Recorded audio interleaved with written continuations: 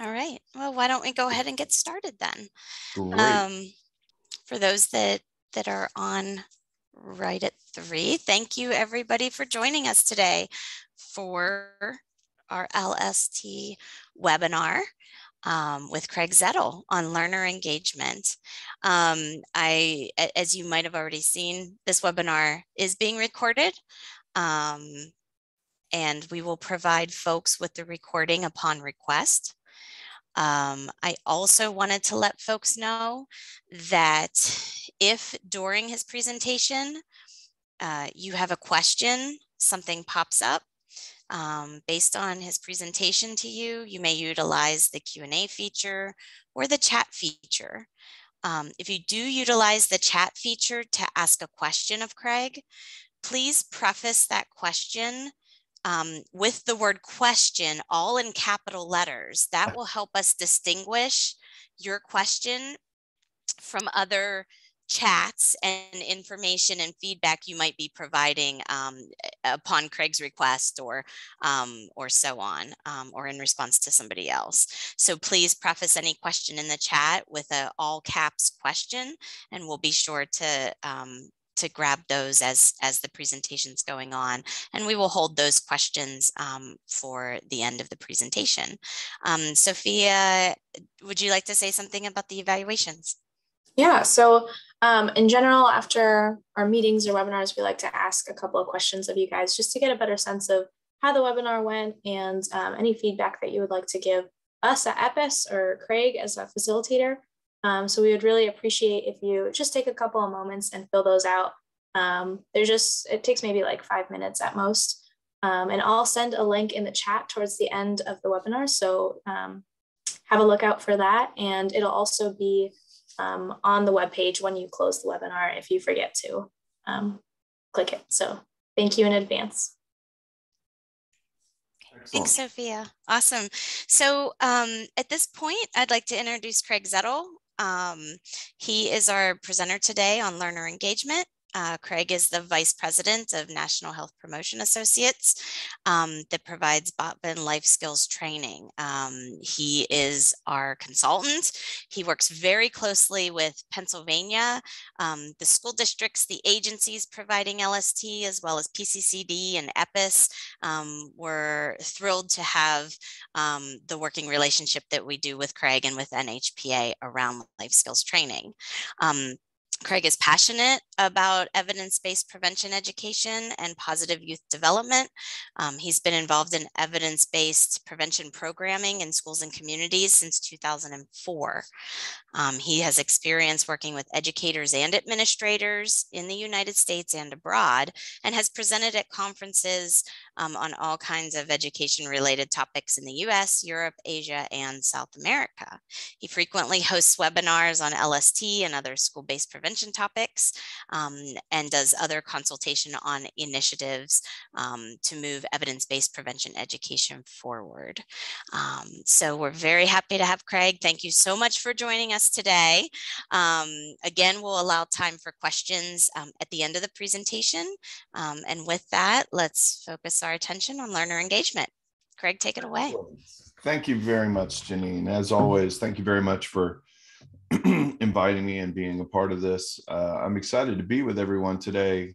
I noticed in my bio, I started using 2004 just because to say 18 plus years just made me feel a little older than I wanted to feel. But I'm very excited. I have been involved in education basically my entire professional career. So I started out as a classroom teacher in Northern Florida, teaching physical education, health, and then moved into educational publishing. And eventually in 2004, was fortunate enough to meet Dr. Botvin and start to get involved with what I was really passionate about, which is, as Janine mentioned, positive youth development, or as we know it today, I really focus on evidence-based prevention programs, particularly skills-based programs that can be implemented in schools and communities to change behavior. So one of the things I'm happy to be here and work with you together throughout this process is using questions to promote learner engagement. I may use learner and student synonymous today just because One slips off the tongue a little easier at times, but basically this is a topic that comes up quite frequently when I'm asking about technical assistance and how can we help students stay engaged with lessons. And to be honest with you, a lot of people have different interpretations of what it means for learners or students to be engaged with the content or in the lesson. So one of the things I wanted to start out with us today is just kind of what are we going to cover in this session. So first thing I want to talk about is we're going to kind of put together a definition as I see it of what is learner engagement. We'll talk a little bit about entertainment or education, what it means to engage learners. Does it involve one or both of these things? Some learner engagement examples. We'll talk about interactive teaching skills that are often presented in curricula, particularly LST. Then I'm going to go show you some examples from a curriculum, particularly elementary or middle school, that we can use to form the basis of our questions as we go into this area of trying to get students to think at a higher level, to think more in depth, to think differently about either the skill, the topic, or perhaps the activity. And then, of course, we'll have some time for Q&A. If you have any questions, just to keep things simple for me, if you can use the question feature for your questions, and then if we use the chat for more comments and particular things that I might ask for you to respond, that'll help me be able to keep these things separate. So as Janine had mentioned, just use the word question in front of your question if you can. And then as I ask you to participate, we'll use some of these things to engage with one another through the chat.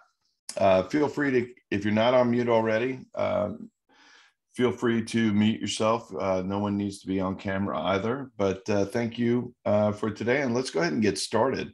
So one of the things I want to look at quickly is sort of what is learner engagement?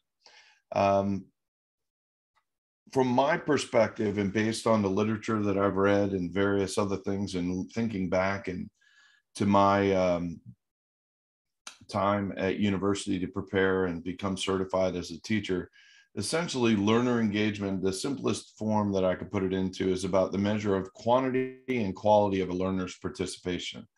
Participation can be done in a number of different ways. It doesn't always mean that they're actually moving or active in some ways, but they are actively engaged, and that can be done a few different ways. So for today's session, just as a baseline, really what I'm talking about is mostly the quality, but also the quantity of opportunities that we give students to be engaged in the lesson or engage with their peers or engage with us as facilitators related to the important prevention topic or skill in particular that may be taught and practiced. So having said all that, what I'd like you to do is I'd like you to tell me what is an engaged learner. So I'd like for you to use the chat. Just type in a one word or something that you feel describes what an engaged learner is. So for example, an engaged learner is someone who pays attention. Could be as simple as that. How about some other ones? Awake. Excellent. Thank you. Yes, we definitely want them to be awake, focused, interested, eye contact. So using good body language. Excellent, excellent ideas. What other ways might we know a learner is engaged? Ask questions. Very good. That's what I was looking for. Responsiveness, things like that. So let's take a look at some of the things that really get learners engaged. And these fall in line excellent with all of what you've been saying. A, we want an engaged learner, or an engaged learner is someone who's active. They're motivated to learn in some way within their own comfort zone, if you will, or using their own abilities to be motivated to learn new and different things. They're also eager and they're inspired in some way, either by the topic, the content, or us as facilitators, but also by their peers. So a lot of these are words that we use when we talk about what is an engaged learner. Now, there is a word that's missing from here. The word that's missing, really, to be perfectly honest with you, is entertaining, entertained. Now, it doesn't mean that entertainment and engagement can't work together, but it's not a primary benchmark, if you will, of the amount of laughter or other things that are going on. We want them to take, obviously, prevention topics seriously, but we're also trying to balance, as a facilitator, engagement versus entertainment. And it is possible to do both. So it's a term that I use. I've used my entire career. I call it edutainment. And it's funny that, I use this with my own children, in the sense that many of they're student athletes, and I tell them that's the order with which it needs to happen. Student first, athlete second. Edutainment is the same way. Edutainment to me means it's educational, it's focused on the lesson objectives. It's about, in the case of skill-based programs, learning, acquiring, and utilizing the skill, internalizing the important messages that we have within a lesson, but we can still make it entertaining in some fashion, or better yet, engaging across different ways. So from my perspective, the way I define this word that I just sort of made up and mashed together, edutainment, is that it inspires, engages, and involves learners in activities that maintain the learning objectives or goals of the lesson. And that's one of the challenges that we face. We have to be careful with making lessons too entertaining. And entertaining doesn't mean that we all get to act the clown in front of our students or get laughter or tell jokes. We can use a variety of different props and things to entertain students. Videos are popular, graphics, images, animations, things that we may find interesting and add entertainment value, but they may detract from the educational message that we're trying to come across. Also, more importantly, instructional time is at a premium. So if we're not careful, sometimes well-intended, lack of a better way of putting it, entertaining moments can suddenly turn into time wasters, because students either get overstimulated, overengaged, or it starts to become a bit of a classroom management challenge because they want to go off on different topics, which is great. But unfortunately, we have a finite amount of time to have them. We get one chance. There are no do-overs, as I often say in training and prevention. We've got one chance to teach them decision-making or other skills. We want to do it in a way that inspires, engages, and gets them involved. And again, striking this balance of what I call edutainment. And it's not always easy to do. So some of the aspects of learner engagement that are critical, and we can make these as intriguing and interesting to the students as possible. I use this graphic in a number of different ways, but really what we're talking about is helping students really connect with us as facilitators, their peers, and also with the prevention messages and lessons by engaging their head, their heart, and their hands. And what I mean by that is the ability to engage with content and with the facilitator at a cognitive level. So actually thinking and helping them expand their knowledge and understanding of how a skill might be applied. For example, do we only use effective communication as it relates to introducing ourselves to people? Is it a part of when we're engaging with someone related to perhaps health risks that they are encouraging us to participate in? Same with decision-making. Is decision-making and assertiveness only utilized when being engaged to partake in a substance or something that puts our health at risk? So really getting them to think differently. Out of the box is a word that pops into my head, but getting them to think differently and to be inquisitive, but also to engage mentally. And that doesn't always show with a smile, but as many of you said, eye contact, asking questions, responding, eagerness to respond. Those are all ways that we connect with them cognitively. Now, of course, touching their hearts really means it has to be relevant and meaningful for them. And everyone's different. It's just really as a whole with their age group, what's relevant and meaningful for the age or population that you're working with, that you're teaching these skills to. But it also has to give them the ability to feel comfortable, to feel safe when they're in a classroom. So again, learner engagement is also about helping them feel comfortable speaking up, interacting with their peers, things like that. Again, could be applied to what we would call the emotional element or aspect of learner engagement. And the last one I'm going to call behavior. And that is sort of the behavior that we expect them to contribute to the lesson that shows engagement. It doesn't necessarily only mean when they're doing the activities, they're participating with the activities, they're doing as expected, they're responding as expected. It also means behavior in that regard can mean just being ready to learn when they come to class. Do they have their materials? Are they out on their desk? Do they understand any classroom expectations or lesson expectations that you might have for them? So that they can adequately, if you will, emulate what you expect to see in terms of behavior from an engagement standpoint. So again, simply put, we want to touch them cognitively, emotionally, and behaviorally when we're doing some of these learner engagement.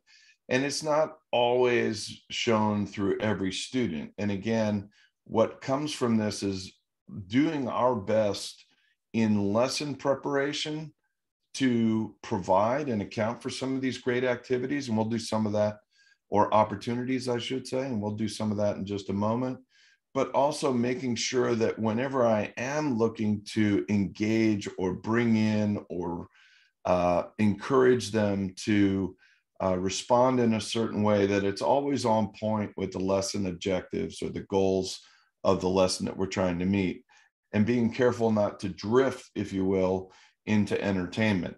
And entertainment I'm using as a very broad, with a broad brush, but many times it can take the form of areas that detract from the lesson in terms of its seriousness or content, or also present things that have unintended consequences. Maybe it diminishes the importance of a skill or the health risk associated to a substance, or presents information in a way that may lead us to spend more time on a topic. And unfortunately, when we spend more time on some of these areas, we sacrifice skills practice. And that's just the nature of having a finite amount of time to work with students. So the beauty of using questions to promote and encourage learner engagement is it can help us be a lot more efficient, but ultimately in the end, it can be effective. But also keep in mind, learner engagement is much bigger than just asking questions or what we might look at initially with the cognitive ideas. Okay, so this is one of my favorite quotes of all time, and I apply this to prevention. I apply it to all skills-based learning. As a teacher, this was very powerful for me. Many of you have heard it before. I just like to have it handy because it's a good reminder of me. I can lecture and facilitate lessons, and some content is built just to present information. We know that that doesn't get retained for very long. So tell me and I forget. Teach me, which means you're involving me in some capacity, and I will remember. But if you can actually engage and involve a learner, then I believe that they actually learn and start to internalize the important aspects of lessons and lesson points or skills that you're working with them. So I use this, actually, I've heard it many, many years ago, but it also is a good reminder. I balance anytime I want to make a modification or do something with an activity and bring it into a lesson or a training. And the first thing I'll ask myself, is this really more for me to tell them? Am I trying to teach or reach them so they remember? Or is there a way that I can involve them and accomplish all of this? And it's just a benchmark that I use for myself on a regular basis. So take it for what it's worth, but I think this applies beautifully to prevention, just like it might any other subject. We know that lecture-oriented programs, assemblies, other things like that tend to have very short returns in terms of retention. We understand that any lesson, just teaching is not always teaching, which is really more lecturing and a little bit of light activity. Sure, they may remember, but even that erodes over time. But if we can actively engage them, not only through involvement, as we talked about quantity of participation as well as quality of participation, I'm a firm believer that they continue to learn and then they start to internalize what it is we're trying to accomplish. And I know this is true of the LST program. I won't go into anything related to research today, but we've got longitudinal studies that go out as far as 10 years of the way the program is constructed and how it's taught by professionals in the field with students, those sustainable effects. And that's all about involvement from my perspective. Now, involvement can look different in a lot of different ways and different lessons. So for today, one of the things I'm just going to cover for those of you who are familiar with the LST program, LST is basically built off well-known theories and principles of how people learn. You can apply this to any skill-based learning that you would like, whether it's an academic skill, whether it's an artistic skill, whether it's an athletic skill. In this case, we're talking about behavioral skills such as life skills. In that case, how do we learn those things? First, usually, there is some information that's exchanged, an exchange of knowledge and understanding what the participants may or may not know of a particular topic. That's what facilitation is all about. Coaching, certainly if I were learning an instrument, an artistic skill, even a mathematic skill related to problem solving, someone's going to actually give me a demonstration. And in that case, that coaching is critical because it shows you how to structure the process and how you can see it evolve. Modeling is another term for that. Now, feedback throughout the process can be immediate, meaning that if I'm playing an instrument and I'm trying to hit a particular note, if it doesn't sound like what I saw and heard just a minute ago, that's immediate feedback that I can process. If I'm engaging with someone in communication skills and I recognize that I am not making eye contact after our conversation example is completed, I can self-feedback on that. But I can also get feedback from my peers and, more importantly, from my teacher or facilitator. And that comes in as well during lesson preparation. How and where am I going to get feedback that reinforces what is happening in the lesson? And oftentimes I use my teacher's manual to make notes in the margins, or if I'm preparing my lesson, I know that there are certain things that I want to look out for.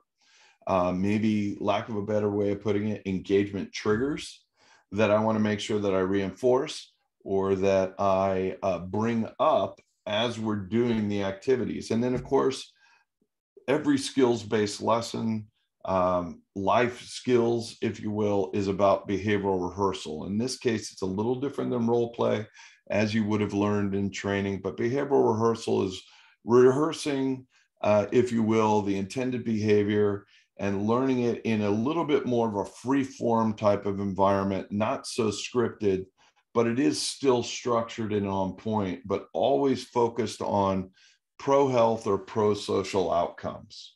And what I mean by that is I can help people do behavioral rehearsals on a whole host of topics. But if we're talking about effective communication, I want you to practice not so much the language of how you introduce yourself, but that you're making good nonverbal usage. You're using your verbal skills clearly. You're enunciating. You're making good eye contact. You're showing interest. Those types of things are part of a behavioral rehearsal. That also shows learner engagement. If I demonstrated for you eye contact and things like that, that's engagement. So again, these skills, each one of these has an opportunity for what, let's just call it a learning engagement opportunity. As it relates to facilitation, for example, we can ask questions. Not all questions come out as intended the first time. Not all questions get the result that you expect right away. And that's why preparation is an ongoing process. I write my questions down ahead of time. I go back, I roll with them. If they don't get the response that I want, the first thing I'm going to do is point the finger back at myself and say, well, maybe the question wasn't clear. Maybe I don't even need to ask this question because it starts to make things more complicated. Giving feedback and other things are also opportunities for coaching, helping people observe each other. Learner engagement, we talked about the heart aspect or the emotional connection. Getting students comfortable with giving each other praise or encouragement on the activities that they're doing, but also pointing out things that were done in a positive manner, the way that two students interacted during our modeling is a great way, again, using that emotional connection as far as learner engagement goes. And of course, behavioral rehearsal, we're looking for engagement. Oftentimes, it also means that we want to do the physical. So it doesn't just mean pair work or write down your answers or small group work. It can also take the form, as you know, in some of the LST lessons, enrichment activities encourage the same learning objective, but I'm going to engage you differently. I'm not really entertaining you. I'm just making you think, wow, okay, this is different both visually and physically. I'll give you an example. In the middle school curriculum, we have in the smoking section, a list of substances, and students are encouraged to guess the percentage of usage among their peers for those substances. I could then follow the curriculum, which is really more of a visual based. Give me your percentages, show of hands, things like that. Sometimes our classroom environment dictates that I have to do it that way. Desks are bolted to the ground. People cannot move around as intended. But if I have the luxury of space, why not use what we call enrichment techniques, which are built into the back of the middle school and high school program, for example, where we would call it the human bar graph. Now, it sounds like a simple technique, but I'm achieving the same thing, and I'm doing it more from a movement perspective and a visual perspective, but I'm also correcting any misinformation as it relates to peer usage or acceptance of any particular substance.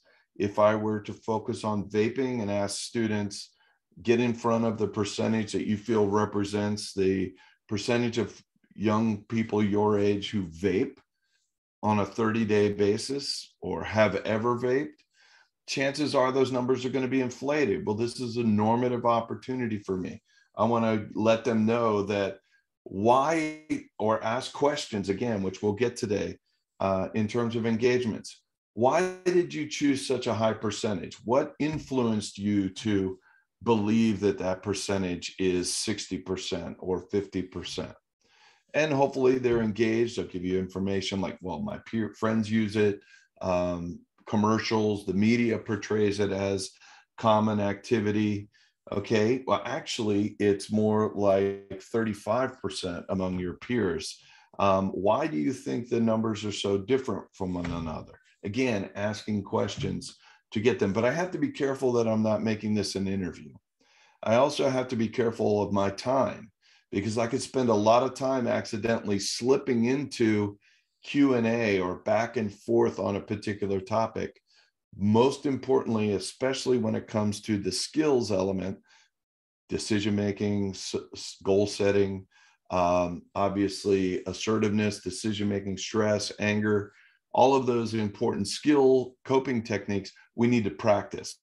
So we want to make sure that we're engaging them as much as we can, little by little throughout the lesson, but not over using any one particular tactic, so that we end up sacrificing behavioral rehearsal. And unfortunately, in the process and the way that we learn, when we're moving from facilitation into a modeling and then get into behavioral rehearsal, if we spend too much time at the beginning on the front end, we are going to sacrifice that back end. And then what happens? We're rushed when it comes to actual practice. And that's a stressful time for students. So again, part of my learner engagement as it relates to that heart aspect we were talking about, or emotional, is helping them, not only me pacing through the lesson, but pacing it to a point where I can get them to be comfortable in the behavioral rehearsal by not accidentally focusing too much on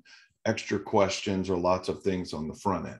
So again, just something to keep in mind, but a common area. So today, as promised, what we're going to focus on are creating questions. And these are the easiest things to do, in my opinion, or from my perspective, to engage students. Now, I will tell you, learner engagement, particularly when using questions, is a marathon, not a sprint. You may ask one question and all of a sudden one person answers, and you're like, this is awesome, we're going. If you have 30 kids in the class, there are 29 others that really weren't paying attention. Again, as you start to ask these questions, because keep in mind, they may not be accustomed to or comfortable being able to think more freely, particularly on some of the topics that we may introduce in evidence-based, skills-based prevention. So in that case, what I'm really focused on doing is asking questions and being consistent over time. And it's just like anything else. My first lesson with students, I have behavioral expectations. Sometimes they're met right away. Other times it just takes time for them to get used to how I want them to politely respond, how I want them to efficiently get into activities, what they're supposed to do with their materials, how they're supposed to provide feedback to myself as their teacher or to their peers, and of course, appropriate use of when and how to ask questions during the lesson. All of those things take time. You can have a long list of things listed on the board, and yes, they'll read them. Yes, they'll understand them, but will they actually use them? That is a behavioral change, and that does take time, just like skill building. So in this case, we've got lots of different types of questions. And again, this is really an art more so than, say, science, meaning that it's not, when I observe lessons, I hear more often that yes/no questions or confirmation questions than I do thought-provoking questions. And that's a natural thing. So the first thing I might do in the tobacco lesson, for example, or smoking, I may ask, how many of you have heard of nicotine? I'm going to get a lot of hands up. Now, what's a way that I could have asked that question that might provoke a little bit more thought? I might get fewer hands, but I'm going to be able to correct any misinformation or misunderstanding. My question could be, what can you tell me about nicotine? Or tell me about nicotine. Those open-ended questions promote higher level thinking, but also a broader array of answers. And some people might say it's an ingredient in cigarette, vaping, and smoking products, tobacco products. I would be like, yes, I can confirm that, because I am in that facilitation stage, dispelling any misinformation, misunderstanding on a particular topic, particularly as it relates to substances. They may say it's highly addictive. I'd be like, absolutely. Suddenly someone might shout out, well, vaping without nicotine should be safe then because it doesn't have nicotine. Well, all of a sudden I'm like, okay, that's a myth that I need to get into right away. So I'll correct that. But I've got these open responses that help me. Now, I don't want to make it linger for too long. If they don't give me a response, I might model what a response should be. I may call on an individual student to help prompt something, But at the end of the day, if they tell me vaping without nicotine must be safe because it doesn't involve nicotine, it's not addictive, my immediate point is to tell them that many vape products include nicotine and we just don't know the actual amounts, or it's misleading. And the other thing is there are lots of harmful chemicals that also could be considered poisonous in those vaping products or e-cigarette products. So again, I can use that to shape my prevention message, but not dismiss any comments or say, well, that's not true. And none of us would do that, but I can use questions to help guide that or correct misinformation. Now, LST is not scriptive. So in that facilitation part, it'll tell you, ask students what they know about nicotine.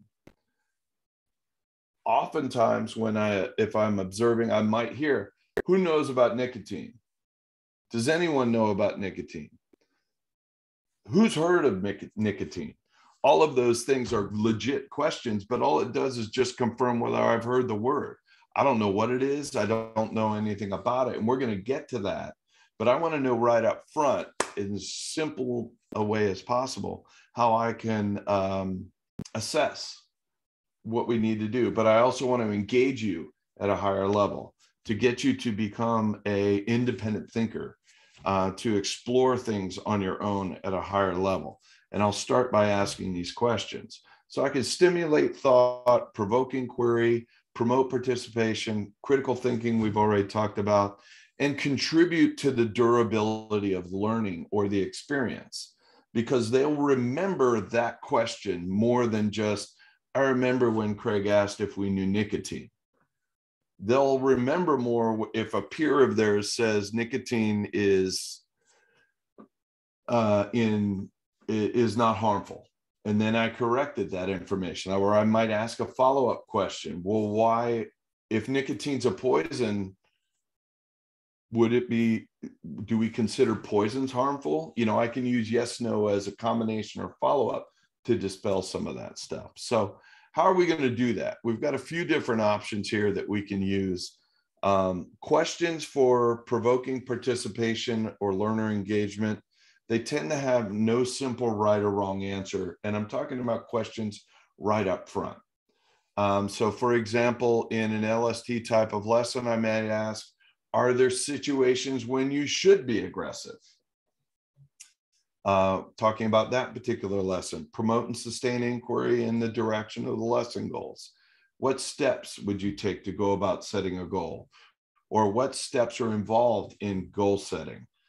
What do you think the steps are of goal setting? So getting some information there, raising other questions, bringing up, and this is one of my favorites, in different contexts.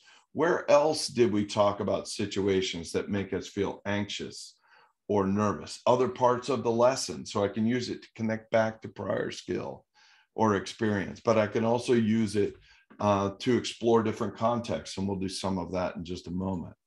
But I can also stimulate ongoing thinking to link them to any prior lessons. How would you use communication skills to resolve conflicts? That's another way of connecting those two skills together. So again, simple questions. I'll tell you, the best place to write these things down is in your teacher's manual. Regardless whether you're using LST or another curriculum, use those margins up, because then guess what? It's already right there. A second place that is great to use these, and I'll talk about this at the end, fidelity checklists, particularly the LST fidelity checklists. You can print them out. They're on the website. They're a great place. It summarizes all of the critical elements or ingredients, if you will, of every LST lesson in 1 to 1.5 pages. But what's more important is it has points to make in other aspects is where you would be drawing your questions from potentially. So in this case, we're looking for questions to stimulate and learner engagement where we want to observe. Observation questions are about eliciting information, getting them to analyze and predict, getting them to suggest. Now, we don't need to do all of these every time. This is picking and choosing whatever one of these areas, observation, analysis, prediction, or suggestion, whatever type of question leads you to really nail the point that you want to drive home to the students, or the aspect of your lesson that you want them to reflect upon, be engaged with, both in the here and now, but also as they leave your class. So again, don't think of this as a questionnaire. If that's where I'm leading folks, I apologize. The reality is you use one or two of these, and you use whichever one is more comfortable with you, whichever one resonates better with your students. But what you will notice here is none of these are yes, no oriented, simple responses. Open-ended questions get information. Yes, no questions are about confirmation, and not necessarily understanding, but did you hear the question sometimes? So in that case, we use a combination. So I start with open-ended, then I may follow up with a yes, no question, but I got to move on too. Keep in mind time. So just a few questions, and don't always force them. So if you're teaching LST, the best place to get inspiration for these questions is not just the activity and your own knowledge of the lesson topic, but in the points to make. They're there for a reason. They're not just summary bullets on an activity or a summary bullet for the lesson. We can use them in a more active way rather than just a passive reading of this exclamation point that I want to put on my lesson or activity. So in this case, observation, analyzing, prediction, suggestion questions can all come from your points to make, whether it's elementary, middle school, or high school. Now, I will say in the elementary program and middle school program, points to make are there and you create your questions. In the high school program and in transitions, the upper level, but if you're teaching LST high school, you recognize these observation, analyze, prediction, because they appear right around the same place in the teacher's manual as the points to make. So they're already done for you. That doesn't mean you have to ask them as they're written. You can also create your own. And I encourage that because not only do students need to internalize the lesson content, as facilitators and teachers, we need to internalize it and really make it ours. So in this case, points to make as an example, this is from the smoking lesson, which is wrapping up smoking and biofeedback from the middle school curriculum. So a couple of quick questions that I would come up with related to these, and I would write them in the margins. Since we're talking about immediate effect on heart rates and hand steadiness, we're talking about a demonstration that they watched on the video, which by the way is going to get an update in the future. We're talking about nicotine, which is the stimulant and poison in smoking and vaping products, but also other things. And I want to also take this opportunity in my lesson, even though the LST lesson doesn't explicitly say e-cigarettes or vaping in these points to make, I want to make that conclusion. And these questions can help me do that. For example, what negative health effects in the smoking experiment can you associate with vaping?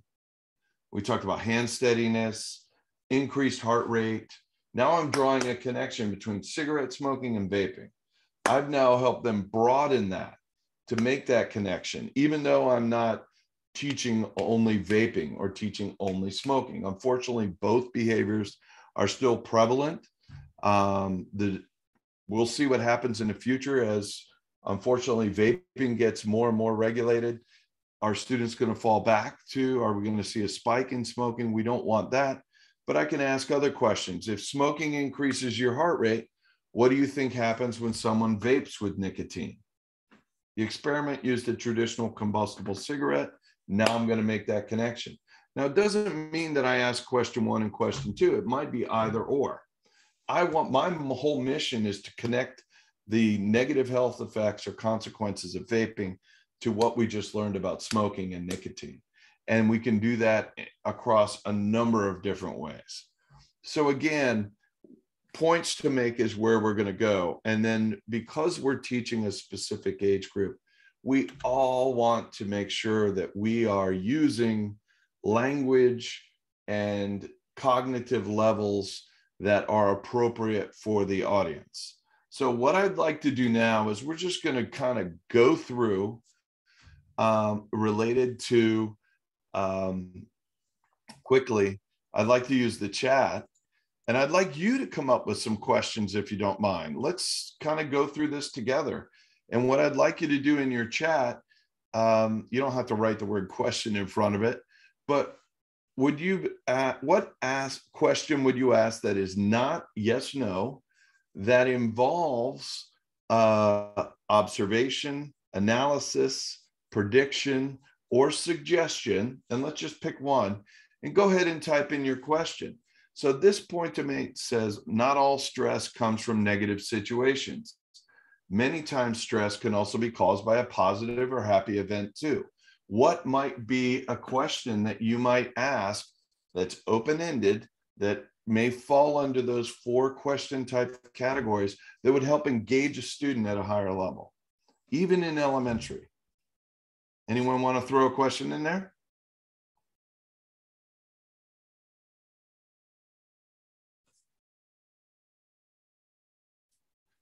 Excellent. Yes. Give me an example of a time where you were stressed, but over something that makes you happy. Perfect. What are some situations that may create positive stress? Excellent. So what we're reinforcing the point. So rather than just read this, I can use a question, for example, to keep them engaged, to give them something to think about, but I can also use it as a connection to their own daily lives. And as you get more and more students responding to these types of questions, excellent job, by the way, with these questions, as they get more and more comfortable, you'll see more and more students start to want to respond. You're not asking them something that is necessarily difficult for them. Your question is worded in a way that uses the proper grammar or syntax or language that's familiar with them. But more importantly, you're going to get others that now want to contribute. And again, like I said, marathon, not a sprint. This takes time. If you can ask this question and you've got all 80% of your kids raising their hand to answer, awesome. I would jot that down and make sure you take a picture of that class, because that's the exception, not the norm. But we want to get there and engaging them. And they may not engage right then. If I didn't get a response, I would be like, for next week, I would like everyone to come back and tell me, or to share with the class, be prepared to share with the class, one positive experience that actually may have caused you stress. So I'm not going to let it go. I'm going to keep going. Okay. And then let's go to the next one. Nicotine is a stimulant in both cigarettes and e-cigarettes. Again, using elementary as an example. And excellent question coming up about engagement when there are physical barriers related to Zoom. And I'll get to that in a moment. Nicotine is a stimulant in both cigarettes and e-cigarettes. Okay. This is one reason people who smoke are at risk of heart disease and blood pressure. What would be an analysis, prediction, observation, or suggestion question that you might use for this? Anyone have any questions that you would roll out there for your students or write in the margins? Keeping in mind these are elementary, about 4th or 5th grade.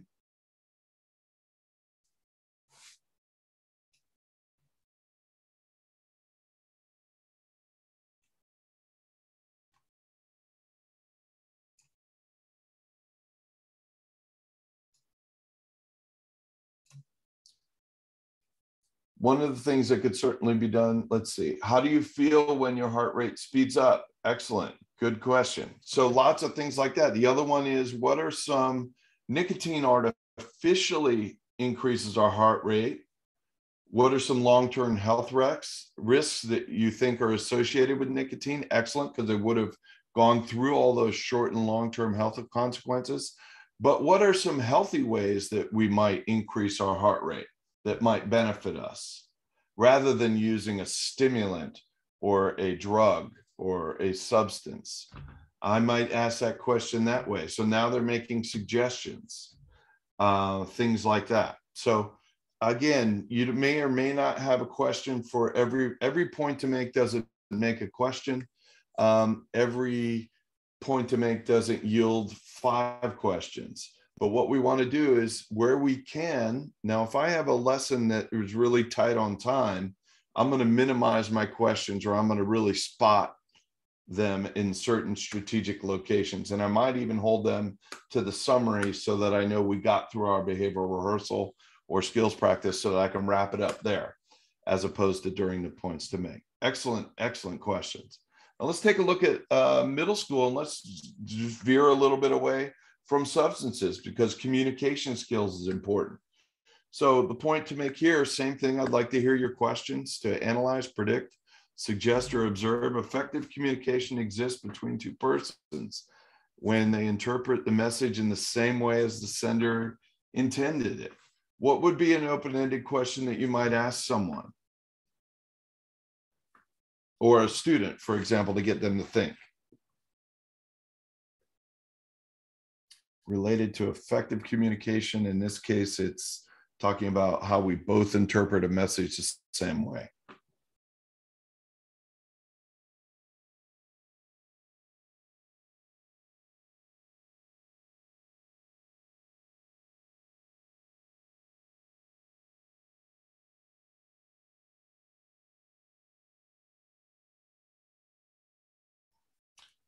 Excellent.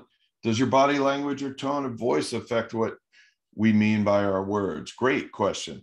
How do you feel when the receiver interprets your message as it was intended? Excellent. Very good. That reinforces the whole effectiveness part.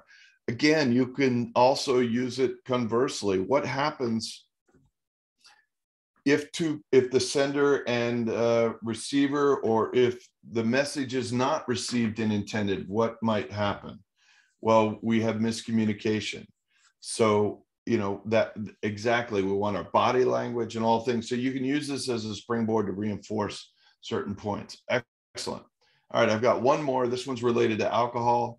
One reason people drink is because they want to be popular and liked, but it is possible to be popular and well-liked without drinking. Drinking can actually cause you to be less popular and less liked. So are there any questions related to that? Let's try some observation questions, or maybe even some analysis questions, or maybe even a suggestion.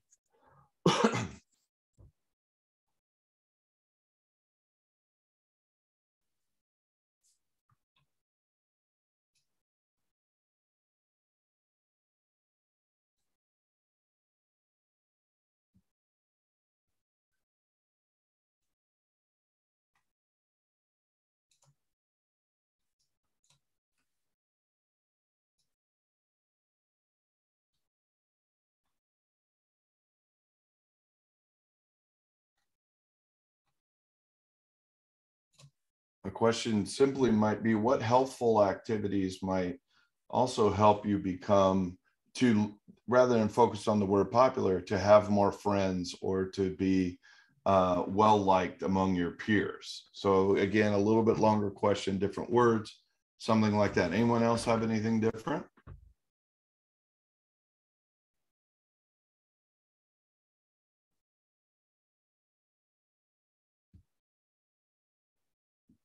So you could also talk about the risks of, in this particular case, not just being more popular, but drinking can actually, how could drinking make you become less popular or fall out with your friends? Maybe you say something that's unintended, you do something.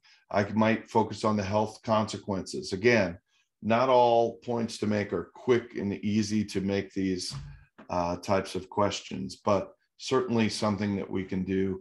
There's 1,000 of them in the curriculum, but guess what? These points to make are on those.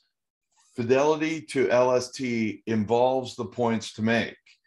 It's on the checklist. So if you use that to write your questions, you can just have that one piece of paper. And even if you're not, my recommendation to those that attend my training workshops is Print those fidelity checklists, even if you're not being observed. 3-hole punch them, put them in the beginning of your binder or in your lesson plan, because that helps you, when we're all pressed for time, take a look at that page and say, I remember this, scan it. Oh yeah, this was great. Or you know what? I've got a better question that I want to try out this time in this area, or something happened in our community that I want to bring into this lesson. And I'm going to do that through asking some of these learner engagement questions. Okay. Let's get to some Q&A. Thank you very much for your answers. I appreciate that. One of the things, here's the question. I'll just read it out to everybody and then I'll do my best to answer it. What is your thought on student engagement with physical barriers, such as facilitating through Zoom? How can we get more participation? Or what can we do? I lost my question. There it is. So it's been answered live. What can we do to engage students better through Zoom?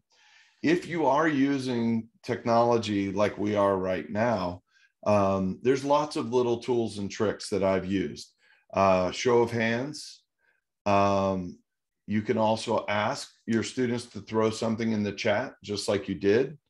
If you have the ability to do breakouts, you can also use it in that regard. But also, since it's technology, we might use a slide with our questions as well. So again, presenting the question in a different format. Rather than have them just listen to me the whole time, I might have my question at a particular critical point in my LST lesson where I'm going to make it a slide and I'm going to throw it up.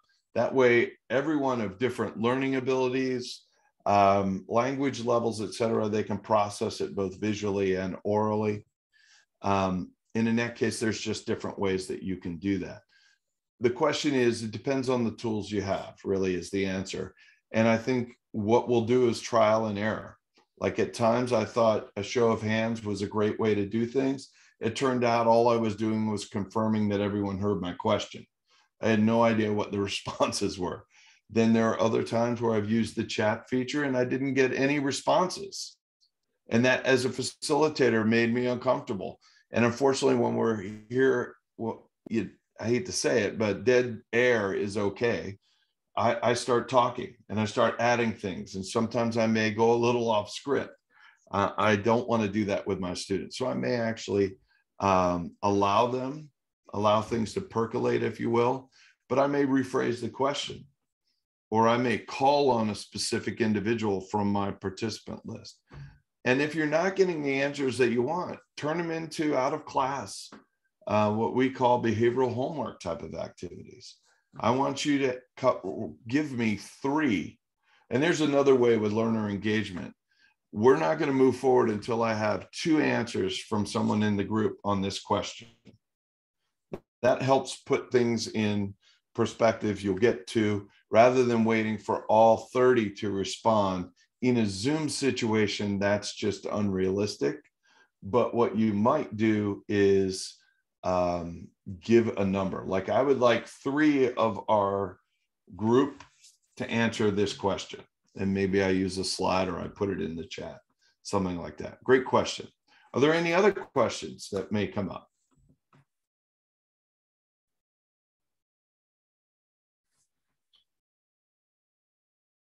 Here I am, uncomfortable silence. I'm going to fill it. Anyway, using questions is certainly a way to engage students. It's something that I always look for. Especially, I have to remind myself to not lead with yes, no questions, because it makes it simple, it's fast, but that also doesn't necessarily mean understanding or higher level thinking. One of the things I encourage you to do is view this as a process.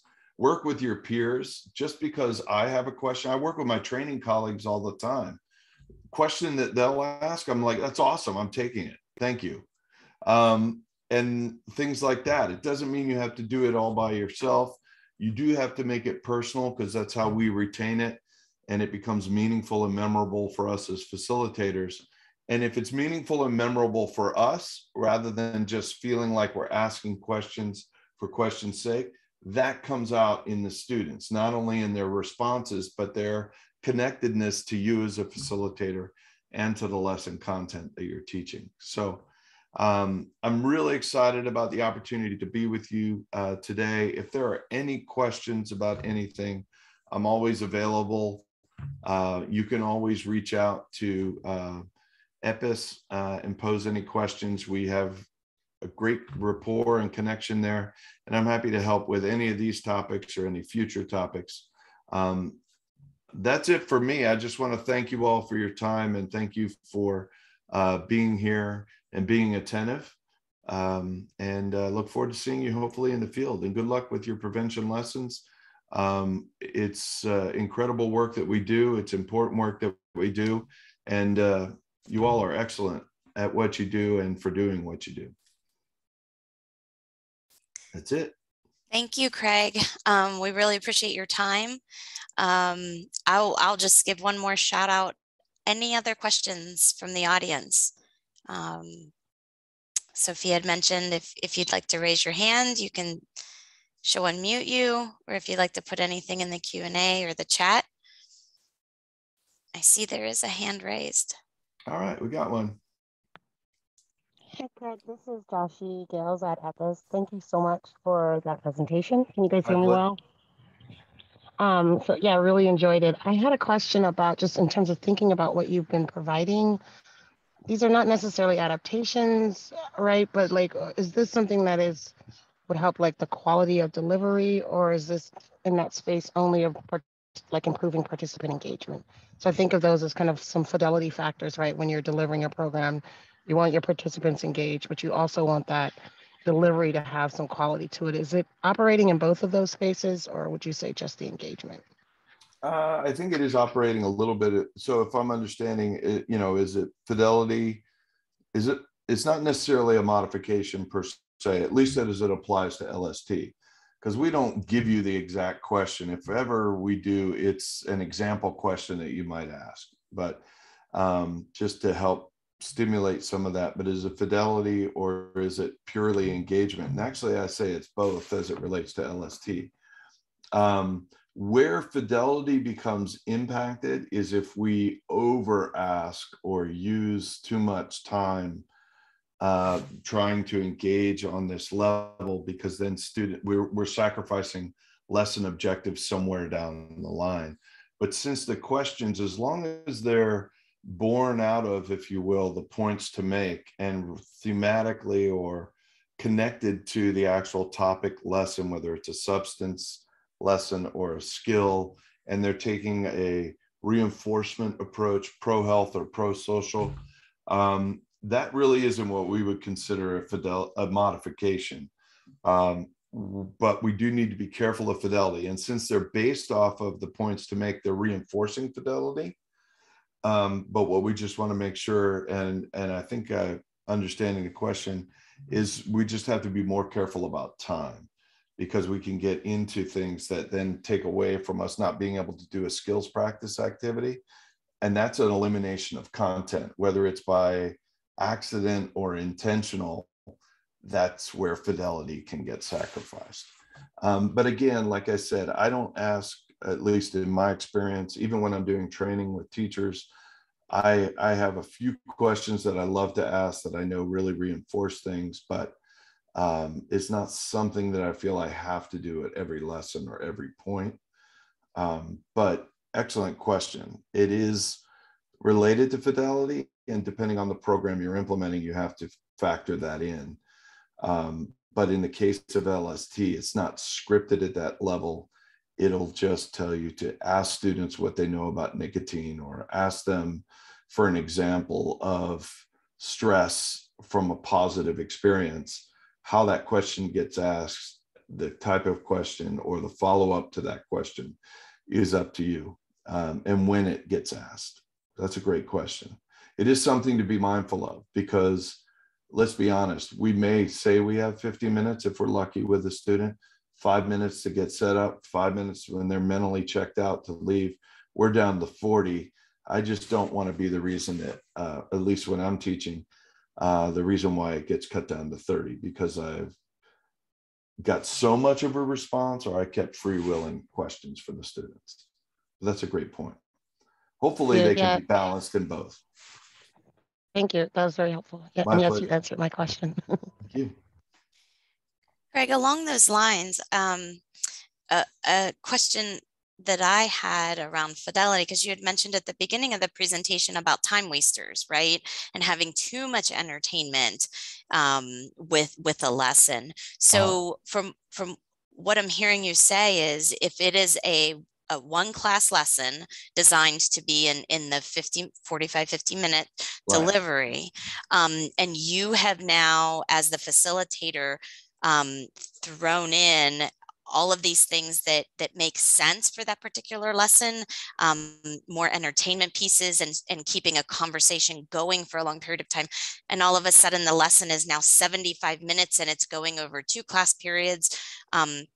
Kids are super engaged, but that is not the design of that particular lesson in this program.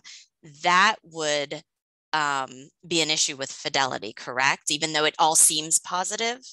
Yes, it can be, because yes, because most importantly is that, if, again, using the fidelity checklist as an example, is if you follow the checklist, you're pretty much flowing through facilitation coaching. There's feedback elements to it through the points to make, and of course the behavioral rehearsal. Adding in extra lessons is not necessarily we add things as it relates to learner engagement because we want students to enjoy what they're experiencing. And there's nothing worse than going through a whole lesson I particularly try not to take it personally when it just seems like everything was flat, but that doesn't necessarily mean that they weren't engaged. I just may not have provided them the right outlet to show me or to demonstrate that engagement. Where we have to be very careful in terms of time is when we add in outside elements. To your point, Janine, about videos and other things, those are all well and good, but I have to make sure that I've covered the entirety of the LST lesson first before I introduce anything else. Otherwise, it becomes a substitution, or I'm splicing in things. So for example, instead of showing the smoking a biofeedback video, which is specifically targeted toward the immediate effects, which is an experiment that students don't believe, but it also is there for a reason, to show them that there is an immediate effect on the body, with a video on vaping and media, or some other vaping supplement. Number one, those supplements tend to be much longer. The other thing too is I have to be careful, because now I've substituted in something that might not nail the lesson point, which is part of the fidelity that is part of the outcome. For me personally, as an educator, what I do and I love bringing in outside things, and I have a million ideas. I see something, I hear about something, I want to do it. But the first thing few things I ask myself is this going to bring me economies of instruction? Is it going to allow me to be more efficient in the way that I get it taught to someone? And then the other thing, is it still on point without taking away or adding time to the totality of my lesson? And at the end of the day, really what I'm asking is this going to give me more time to do skill practice or less as a result of me doing this? Plus, I may ask myself, is this something that I could give them access to outside of the lesson as a follow-up, and then give them some questions? So embedding, if you will, outside sources is a fidelity modification. If it's going, and it's a fidelity, lack of a better term, no, if it's going to replace content, if it's going to push content out, meaning out the back end of the lesson, because I've spent so much time up front. Little things like making it visual, using a slide to present your question, things like that, that actually would be a fidelity enhancement in a way, because I'm going to use that point in a visual format, and I don't have to say it, I don't have to repeat it. I just post it, for example, or put it on the whiteboard, or whatever I do, whatever tools I have. So that's where fidelity becomes, at least with LST, a problem. It's not that you ask the questions, it's not how you ask the question. It really has to do with when you're teaching the program, if you bring in outside sources, something's got to give. That's the only thing. Feels like the topic of fidelity and adaptation might very well be a nice webinar for a follow-up. So sure. we'll leave it at that, right? Absolutely. And I do want to just address one quick question. How do you handle conversations that get derailed or the train of thought goes to places that you didn't want? As facilitators, not everyone, I mean, I went to school to become a teacher. I had to do all kinds of pre-teaching before I could do teaching and be evaluated, and then getting a job as a teacher. Certainly part of that was that I had to demonstrate that that's really more of a classroom management technique. And oftentimes I ask the question, if I got the response, I have to be mindful that it just doesn't become a brush fire of activity on something that's maybe related to the point, but takes away from that overall time. So in that case, usually, I mean, everyone has their stock one, but my usual one is, those are excellent answers that everyone gave. I'm going to ask that we kind of put a pin in that or stop right here because we need to move on. But I want to hear some of those answers after class. So if we have more time or you'd like to share your thoughts after class, that way I've politely acknowledged that I understand some of you may want to continue, but I also am putting us all on notice that we've got some things to get to that are important. So certainly important in that regard. And the only other question, since hopefully this person's still here, using Schoology or a learning management system to add questions or relevant videos, asking students and giving it an opportunity to earn extra credit is good. There's a couple things that really can't necessarily be done. Number one, you can't extract content from the LST program just because of intellectual property and things like that. But you can ask your own thought-provoking questions. You can also use the companion websites. That was one of the slides that I was going to mention. But those are free reinforcement of vocabulary and concepts, particularly at the high school level, but both of those for middle school, that provide that extra practice. And then maybe layer that with one of your open-ended questions that you might want to pose. I think a learning management system allows that, as long as they're conditioned to know that they need to be in that environment and utilize that environment. I think it's great. There are other low-tech ways of doing it and saying, if you happen to have extra time, you know, I'd like each of you to create a response to this, and I'd like you to turn it in on a 3x5 card. Write the question down on your card. When you come back to see me tomorrow, then I want you to flip it over and I want you to hand it to me with the response. That's another way to encourage them outside of class. But excellent classroom time. I hate to go on. I've wasted my time already or gone over, but the number one barrier that we've experienced, or I've experienced personally over the years when consulting with schools, community agencies, et cetera, is not necessarily funding. It's instructional time, especially if we're community providers going into schools. That partnership needs to find a balance. Now, one of the other ways that questioning, and this just popped into my head, so forgive me if it sounds way afield, but a lot of the times that partnership between classroom teacher and provider that's going into that class, if you know what their standards and objectives are, maybe you can pepper some of your questions in your LST that are directly reinforcing some of the other things that they've taught. So maybe if they're teaching more detail about the biologic response, for example, to nicotine or smoking and vaping, and going into a lot more detail on lungs and brain and chemistry, you might ask a question that reinforces that if you know they've already learned that. Or you may ask the teacher to ask them a question. Maybe you provide them with the question that allows them to bridge their lessons with LST. And if anything, that just reinforces and creates a greater community of people who are on point with prevention, education, messaging, and evidence-based programs. But great questions. Thank you very much for all of those. And I'm excited to hear other things. If you need to reach out to me,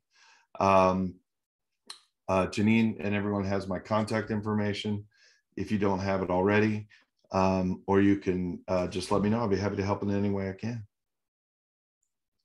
Thank you, Craig. Thank you so much. Awesome. All right. So thank you to everyone for your participation. We very much appreciate that. Sophia added the link to the evaluation in the chat.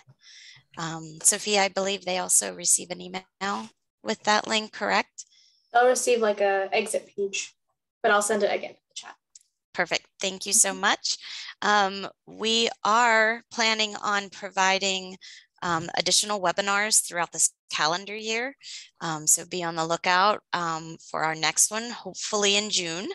And we will have a topic for that. If anyone has any further questions, again, as Craig said, and they want to reach out to him or myself, please feel free to do so. If you have any specific topics you would very much like to hear about more from Craig around LST, please let us know that as well. So again, thank you for your time. Craig, thank you for your time and all the great information around LST and learner engagement. Excellent. Have a great day, everybody. All right, take care.